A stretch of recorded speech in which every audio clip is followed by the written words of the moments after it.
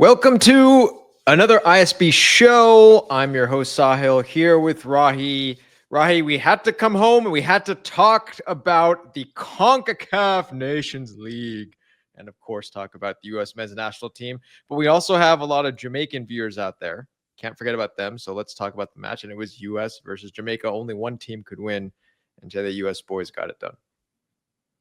Yes, they did. It was a surprisingly poor Jamaica performance and a professional, maybe American one. Let's be honest about one thing, though. This was a bad game. Yeah, it was a really bad game. The pitch, the office. It was a bad day at the office. Let's put it that way. Yeah, that's a good way to put it. It was a bad day for the people preparing the pitch. It was a bad day for the fans of the stadium watching that game. It was a bad day for those of us who watched it on TV. It was a lousy game all around. It had some moments of excitement in about the first 20 minutes. After that, it was basically, here and there, a couple chances, both sides. I don't know. Not a fun game to watch. The fighting was kind of exciting. Yeah. There's a little bit of fighting. We'll talk about all of that. We'll get into the match. But so right off the bat, strong start for the U.S. They got the goal very early on. Ricardo Pepi. What do you have to say about the goal? It's a good Christian Pulisic run. He makes a nice little cuts through the lines a little bit. It's a good pass as well. Pepi holds his run well. Maybe he's a bit fortunate with the timing. And the finish is so lucky. I mean, that thing was going wide as you can imagine. And somehow the post almost appears out of nowhere to help him get that back. And it was not a good finish. Yeah. But he's scoring goals. He's scored goals for the U.S. a lot now when he comes on as a sub. Now he scores as a starter. He does what you needed him to do. Yeah. Aside from that, not really a lot to talk about the match. We can talk about the penalty, which, Matt Turner brings down the forward and then redeems himself. Yeah, Matt Turner causes the penalty and then steps up and makes a big save. It's a decent penalty from Demarai Gray. It's not a very good penalty. It's at a very savable height. He does hit it with power, but I think as a penalty taker, it's got to be either very high or it's got to be on the ground. It's a little bit easy at that height for a goalie if he guesses right to save it. I'm not saying it was an easy save. It was an incredible save, but it wasn't the best penalty. And that moment, I think, changed the game a little bit because you felt Jamaica could get right back in at that point. It's almost like resetting the game, and then you see what plays out. But from there, I felt the U.S. was largely in control of the game, aside from a period about 20 minutes, I think, in the second half when Jamaica exerted some pressure. Other than that, the U.S. very comfortable, I thought. Yeah. So let's talk a little bit about it. It was a very heated match, and we haven't seen that from the U.S. in a long time. Yeah, and I think you have to say, if from the U.S. perspective, we've been talking a little bit about how they've lost the fight, about how maybe some of that grit was missing. We did see that today. They seemed smart at moments. There were some tactical fouls, I thought. Weston McKennie had a couple. Tanner Tessman had a couple. Just sort of pulling down a Jamaican midfielder to stop an attack. Smart things that can win games for you. And we haven't seen that in the past. We saw it today. And look, hey, Mauricio Pochettino now has equaled Greg Berhalter's win total for away games in CONCACAF. Greg Berhalter had one win away at Honduras. Pochettino now has one win away at Jamaica. And you know the last time that Jamaica was shut out by the U.S. at home? When was the last time that they were shut out? It was, I think, 98 or 94. It was a long time ago. It was in the 90s. Yeah. And it's the first shutout on the road for the U.S. since Cuba, I believe. It's wild. Like, there's a lot of weird stats. That was 2016. So there's a lot that the U.S. hasn't done well away from home in the past 10, 15 years. And it's shocking when you think about some of the results that haven't gone their way on the road. So there's some positives about the performance for the U.S. Yeah, so let's talk about the U.S. performance with regard to that. So was this a lucky win, or was this the new Mauricio Pochettino professional victory where the fans aren't worried too much, that kind of stuff? So it's lucky. I mean, it's first of all lucky because you gave up a penalty and they missed the penalty, right? So that's number one. Number two, there was a couple chances that nearly went in, and we have to say Jamaican decision making in the final third from some very good players were shockingly poor. Demarai Gray, Leon Bailey, when in good positions, made strange decisions. So Yeah. that's the lucky part. Yeah. The other side is, didn't you feel more comfortable as an American fan than you ever have before, or American watching the way they defended? Didn't you feel there was never really too much doubt? Yeah, I didn't really feel that there was a lot of doubt, and that's a little bit of a change that I have Change. seen Yeah. a little bit, you know? I think it is, and a lot of it maybe has to do with Mark McKenzie in the back. I thought he was very comfortable, but there was a couple things I thought they pressed a little better. They were harder into tackles. I just felt a little more calmness in the back.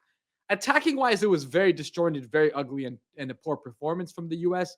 But I did feel this kind of things seem like I'm not worried like I normally would be against this Jamaica team who's very talented. Yeah. Again, yeah, like you said, I think that there was that level of, okay, there's never really going to be a time that Jamaica really threatened. Let's talk about Jamaica for a second. Obviously, we'll get our friend Chris' thoughts after the tie is done. He'll come on and talk about how Jamaica can fare in the window as a whole. But one thing just to say is that, do you think that Jamaica came out with a very average performance today, and that's making us look better? I think Jamaica had a poor performance, not even average. I think for the amount of talent that's on this team, the decision making from players who are quite good players was very strange. There was a couple of great outlet balls, I thought, at times that were sprung from the back that opened up the space along the wings. But players, when in those positions, I thought made very strange decisions. And the cohesiveness wasn't there. I thought Nicholson, sure, winning the penalty, but I don't think he was particularly influential. Leon Bailey got on the ball, but didn't do much with it. Demarai Gray was maybe the most potent attacking threat, but still couldn't really complete anything. And there was nothing cohesive in the final third. Lada Bador was getting in advanced positions. For me, it was a strangely bad performance from a team that, to be honest, over the recent past has given us some very impressive attacking displays. Today didn't look like that. Yeah, so that's something I think about. I just think about, maybe the comfort I felt was because Jamaica just had a really bad performance. But, I think now it's important for the U.S. in the next match. Where do you see this next match going? It's a very interesting game for both teams. I think from the U.S. standpoint, you've set up a good platform for yourself. Now, can you go out and really perform? Because the performance was bad away from home, but you got the result. And you were solid in the back, and you did what you need to do. So now you've set up a chance for you to be at home and express yourselves a little bit. And I hope that they try and do that. And yes, you have to get a result and you have to not concede, but let's see what they can do attacking wise, because it's a chance to open things up a little bit. And we could see some of the attacking players that we know have talent. Christian Pulisic, for example, can they uncork some things? So I think for the US, you're very excited about this game because you have a chance to really get your creative players in the ball. Yeah, so top players for you. You mentioned Mark McKenzie. Who are your top three in this match? I thought McKenzie was excellent, probably the best for me. I think that Christian Pulisic, surprisingly not one of the best, surprisingly maybe one of the worst, and he always struggles away from home. You have to mention Ricardo Pepi because Ricardo Pepi gets the goal. And I thought, even though the finish of the goal wasn't great, I thought for the majority up until maybe the 60th minute when he got tired, he was getting in good positions in terms of he was a part of the attack, right? He'd drop in, he'd get on the ball and he'd distribute. I thought that was impressive. We haven't seen that from an American striker in a while. So it's probably Mark McKenzie. It's certainly Ricardo Pepi. And for me, everyone else, then I think there's no one that stood out to me other than those two players. It's got to be Matt Turner probably for the penalty save, and he's probably the third one. I think those are my three best players of the game. Yeah, and overall, Pochettino, if you had to give him a rating for this match, what would you say? I mean, I think it's a C. I think it's not a good performance, but you have to take it's a good result, and it's a result we haven't gotten in a while as an American team. So I think you have to give him that. And I did see minor improvements. The thing is, until we get some games against good teams and until he's in the job for maybe 5-6 months, we can't really judge, and we're not going to see big changes. We have to look for micro changes right now, and I think I'm seeing a few of those. But the macro and the big changes are going to come a little down the line, and then we want to see some real exponential growth, but not yet. Not yet. He hasn't been there long enough. Yeah. Reggae Boyz, you fans, you got to hear what Rahi just said. He said against good teams. So hopefully you guys hear that. That's a sounding cry to you to come out next match and show what's up. I mean, this was the Jamaica team that today didn't look like a good team, and it's a team that is good and that's talented. And I'm not sure what happened. And you have to ask on the other side real questions about McLaren, because look, there were times, under the last manager where they looked good, right? Yeah. No, and so Haggerton had moments with his team, and McLaren, it's his first loss with this team.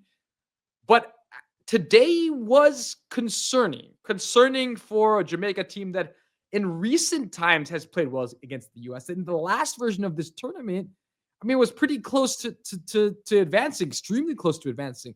And this felt like a bit of a gap, which concerning. I would agree. So for all the U.S. men's national team fans, let us know your thoughts about the team's performance. Do you feel they were lucky? Do you feel we're professional? What do you think? And what can you expect in the next match? I think we can both expect for both teams a much better match. And I'm sure the Reggae Boyz fans out there would love a better match as well. For those of you enjoying these videos, please subscribe to the channel. Rahi, final thoughts before we finish up here? We need Chris back, man. We need Chris to tell us what's going on with the Reggae Boyz. From a U.S. perspective, I got to say, okay. See what comes next. All right. We'll say it proudly today because we did win. So we can say it. Go USA. See y'all next time for the second leg. See y'all.